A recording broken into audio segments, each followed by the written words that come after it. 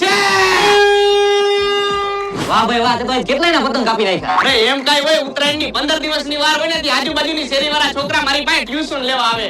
તો ગામમાં તારું મોટું નામ હશે ને ભાઈ. અરે ભાઈ, તારા ભાઈનું એવડું નામ હે ને કે ગામમાં બધા મને પતંગબાજ કઈ બોલાવે. વાહ ભાઈ વાહ, તો તારાથી ગામના છોકરા બધા જીતા હશે ને. અને જ્યારે હું પતંગ ચગાવતો હોય ને તો છોકરાઓ તો હું એના બાપાએ પતંગ ચગાવવા ઉપર નું આવે. ભાઈ તું આટલા વર્ષથી આ પતંગ ઉડે રે, તો ટોટલ તે કેટલા પતંગ કાપ્યા? એલા મેં કોઈ દી એનો ટોટલ માર્યો નથી. જેમ માથામાં વાળ ગણાતા નથી ને એમ મેં એટલા પતંગ કાપ્યા ને ઈ કોઈ દી ગણાતા નથી. વર્ષોથી એકની એક પતંગ ઉડાડું આ એકની એક. વાહ ભાઈ વાહ, તો ભાઈ તને ઇનામ દેવાની જરૂર છે. એલા ઇનામ નહીં, મને નેશનલ એવોર્ડ મળવાનો હતો. કેમ કે મેં ચોમાસામાં 4 મહિના એકની એક પતંગ ઉડાડી. ઓલા આવડા કરા પડ્યા ને તોય આપણી પતંગ હેઠી નથી ઉતરી. વાહ ભાઈ વાહ. એલા ભાઈ બસ લે, હવે આ તારી બધી વાતો સાંભળીને મને ઝાડા થઈ ગયા. મને તો વાત સાંભળતા થઈ જાય ને ઝાડા. મને તો વાત કરતા થઈ ગયા ઝાડા.